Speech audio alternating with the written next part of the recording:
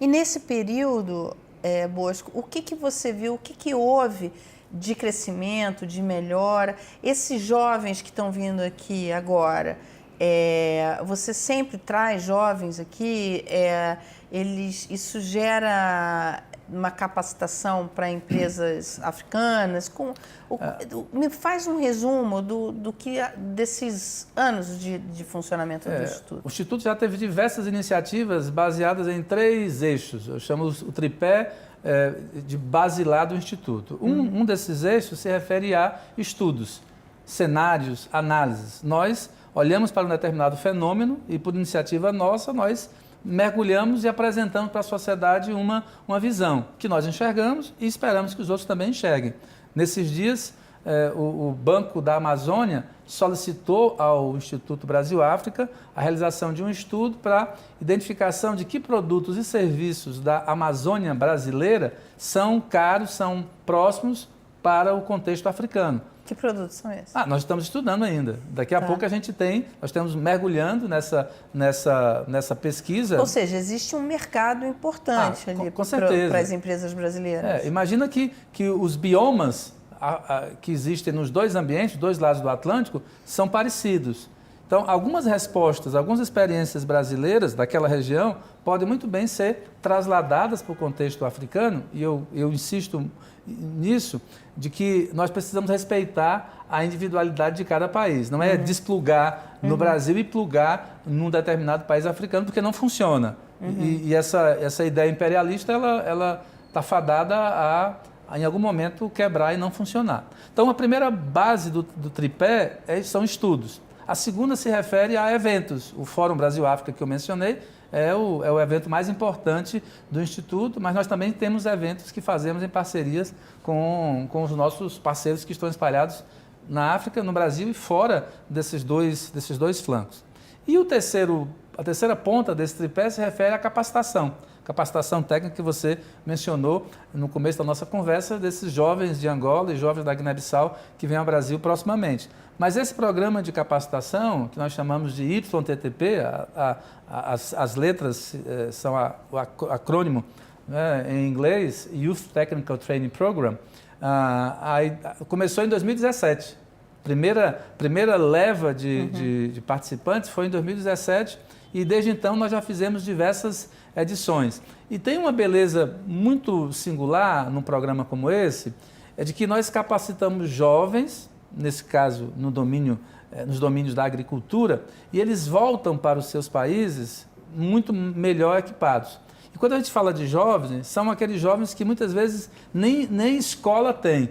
São jovens que quando viajam para o Brasil, nem passaporte têm porque nunca viajaram. E eu faço questão de trazer jovens, porque defendo, e o Instituto defende, de que a valorização juvenil, ela faz com que os espaços sejam mais bem pulverizados com consciência, mas também com respostas.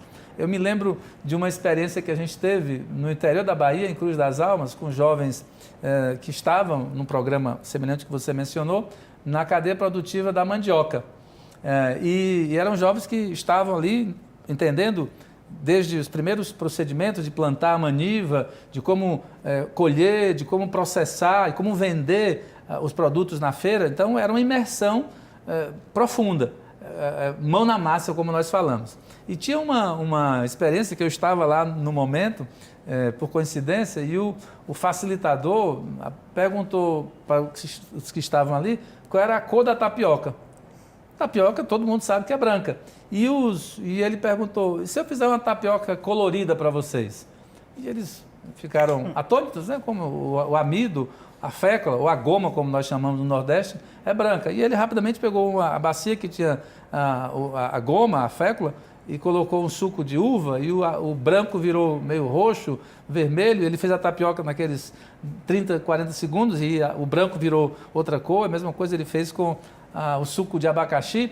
E eu vi um dos jovens, sabe aquela ilustração que parece um balãozinho na cabeça? Eu perguntei, o que você está pensando? E ele falou em inglês, não é? Professor, sabe de uma coisa? Eu vendo 3 tapiocas brancas por 50 centavos. Se eu vender 3 coloridas, eu vou vender por 75. Vou ficar rico. Pronto. Isso aí faz com que a mentalidade muda. Isso é uma tecnologia simples, não é nada, não precisa mandar ninguém para a Lua para fazer isso. E depois eu descobri que este rapaz colocou uma empresa de chips, né, não era batata frita, porque era de mandioca, colorida, e fazia sucesso. Legal. Então, essa lógica é muito importante. E aí tem uma coisa que a gente precisa chamar a atenção, embora seja uma ação privada, e o Instituto Brasil-África é uma organização privada, mas ajuda a política de governo. Porque, no final das contas, isso é uma tecnologia, é uma experiência, é uma marca, é um brand brasileiro que vai para o outro lado. Esse garoto, essa jovem que vem para uma capacitação de 2 semanas, volta bombardeado de informação, com a mente cheia de ideias. E por que para o Brasil isso é bom? O Brasil se apresenta como um parceiro.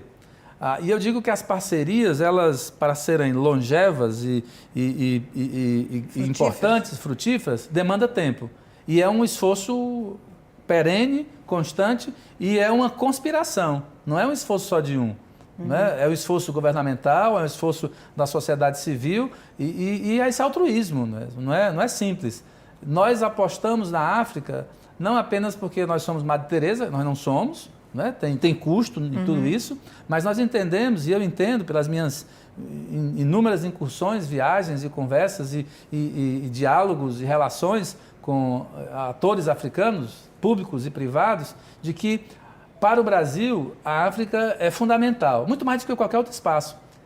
E eu dizia também no começo... Por quê? Porque outros lugares já conheceram a África. A Turquia conheceu, a China conheceu, a Rússia conheceu.